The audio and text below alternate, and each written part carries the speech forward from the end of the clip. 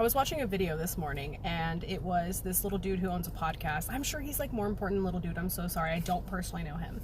I just know that after hearing him talk, I was like, I don't know if I want to.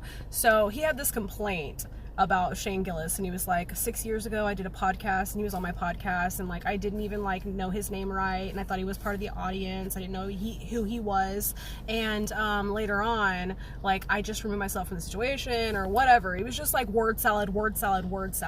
He was trying to say that he had an altercation with Shane Gillis and that he obviously like basically held a grudge from over 6 years ago.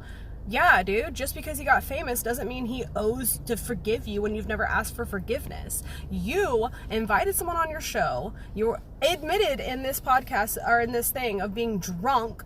You misnamed him, which is rude and offensive and embarrassing. And then you didn't even know he was the guest you invited. You just thought he was like some dude in the audience. I'm sorry, but I'm calling bullshit. Because Shane Gillis is not someone that you like mistake in a crowd. He stands out. He is tall. He is big. He is like, I think, handsome, but he looks a certain way, to like where you do not just confuse him with other people. And if you did, it just shows a lack of professionalism on your part because you didn't do the due diligence of learning who your guest was. And I'm sorry, but if I was on your show, you didn't know who I was, you confused me with the audience, you called me Sean instead of Shane or something like that, and you were admittedly drunk. You obviously don't take it serious. You don't value my time. And that was before he was even famous. If anything, all of that is going to fester inside me for 6 years. And then when I do see you again, I am going to feel some kind of way. I'm going to have something to say. What? He's supposed to be the bigger man? You're not? You're the one that was offensive. You should be apologizing, you little rat.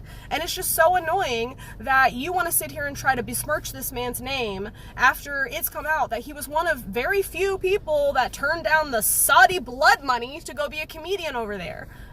For me, that just makes it concretes and cements how I feel about him. Shane Gillis is amazing. Love the dude. I'm sure he's not perfect all around, but what you're trying to make a mountain out of a molehill, no.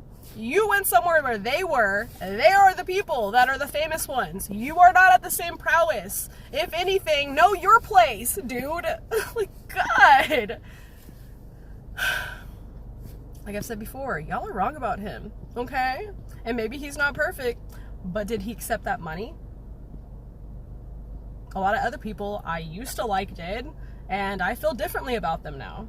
One of them being one of the biggest names ever, and it really hurts my heart.